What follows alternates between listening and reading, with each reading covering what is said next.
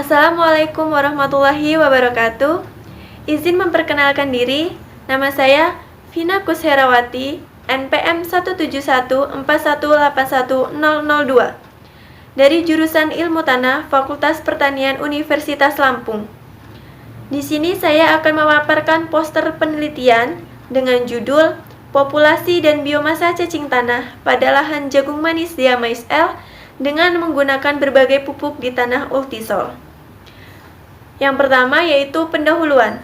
Tanah di Lampung merupakan tanah marginal yang didominasi oleh tanah-tanah tua dengan tingkat pelapukan lanjut, yaitu tanah Ultisol dan tanah Oksisol. Tanah Ultisol merupakan tanah masam yang umumnya sudah mengalami pelapukan tingkat lanjut, sehingga tanah ini memiliki tingkat kesuburan yang rendah. Hal tersebut dicirikan dengan nilai pH rendah, kandungan C organik yang rendah, kandungan unsur hara N total, K total, P tersedia, dan KTK tanah yang sangat rendah, serta kandungan Al yang cukup tinggi. Oleh karena itu, perlu diupayakan untuk menambah bahan organik di dalam tanah sebelum usaha budidaya dilakukan. Permasalahan tanah Ultisol lainnya yaitu rendahnya unsur hara P, karena pada tanah masam dengan pH yang rendah menyebabkan unsur P terikat oleh Al dan Fe.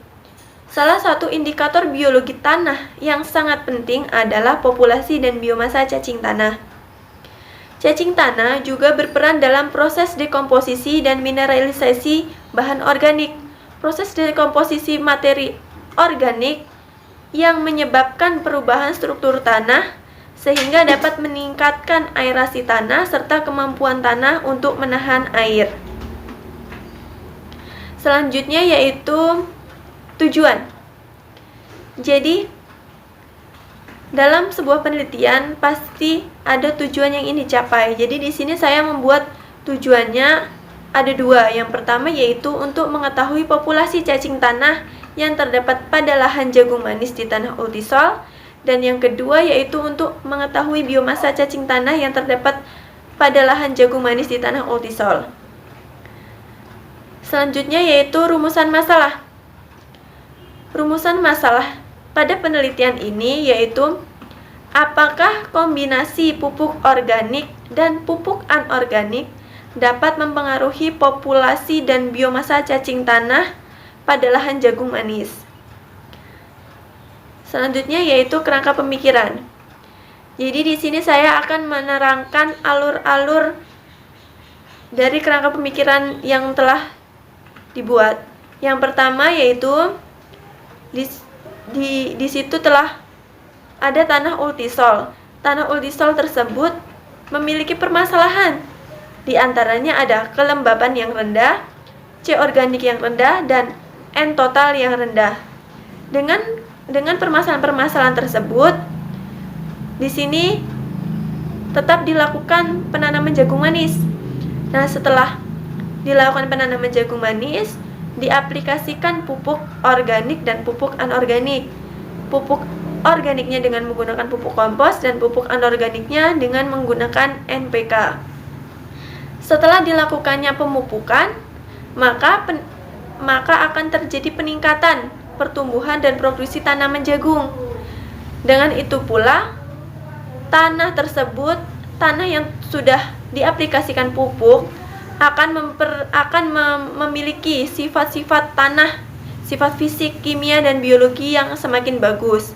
Dengan itu, maka akan adanya organisme yang tumbuh di dalam tanah, di antaranya yaitu cacing tanah. Dengan adanya cacing tanah itu, maka kita akan mengetahui populasi dan biomasa cacing tanah tersebut. Nah, selanjutnya yaitu hipotesis. Hipotesis. Di sini terdapat dua hipotesis. Yang pertama yaitu terdapat peningkatan populasi dan biomasa cacing tanah dengan perlakuan terbaik pada kombinasi pupuk organik dan anorganik. Yang kedua yaitu terdapat perlakuan terbaik pada kondisi fisik dan kimia tanah akibat aplikasi berbagai jenis pupuk. Selanjutnya yaitu metode penelitian. Jadi dalam metode penelitian ini terdapat waktu dan tempat, alat dan bahan. Di sini saya akan menjelaskan waktu dan tempat. Penelitian ini dilakukan di area persawahan di Desa Purwoadi, Kabupaten Lampung Tengah, dan waktu yang akan digunakan untuk penelitian ini berkisar antara bulan Agustus sampai bulan Desember tahun 2020. Analisis populasi biomasa cacing tanah dilakukan di Laboratorium Biologi Tanah, dan analisis sifat kimia tanah dilakukan di Laboratorium Ilmu Tanah Fakultas Pertanian. Selanjutnya, alat dan bahan. Alat dan bahan yang digunakan pada penelitian ini yang pertama yaitu ada cangkul, tali rafia, tugal, ember, patok, meteran, termometer, timbangan, tisu, kantung plastik, oven, pH meter, tembilang, botol film, aluminium foil, timbangan, ayakan 2 mm, alat tulis, dan alat laboratorium lainnya. Sedangkan bahan yang digunakan untuk penelitian ini yaitu ada benih jagung manis, ada pupuk organik yaitu pupuk kompos, dan pupuk anorganik yaitu pupuk NPK serta air. Selanjutnya, untuk rancangan percobaan. Rancangan yang digunakan dalam penelitian ini yaitu rancangan acak kelompok atau RAK yang disusun secara faktorial.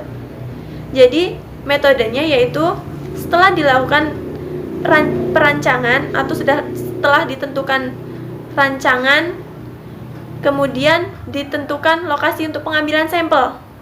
Setelah dilakukannya pengambilan sampel, setelah dilakukannya tempat pengambilan sampel, maka kemudian pelaksanaan penelitian dilakukan dan pengambilan sampel tersebut. Setelah itu, setelah pengambilan sampel, maka akan dilakukan analisis variabel. Jadi analisis variabel ini ada variabel utama dan ada variabel pendukung. Untuk variabel utama yaitu ada populasi dan biomasa cacing tanah. Dan sedangkan untuk variabel pendukungnya yaitu ada analisis pH, analisis C organik, analisis kadar air tanah, dan analisis suhu tanah. Terima kasih. Sekian presentasi dari saya akhiri. Wassalamualaikum warahmatullahi wabarakatuh.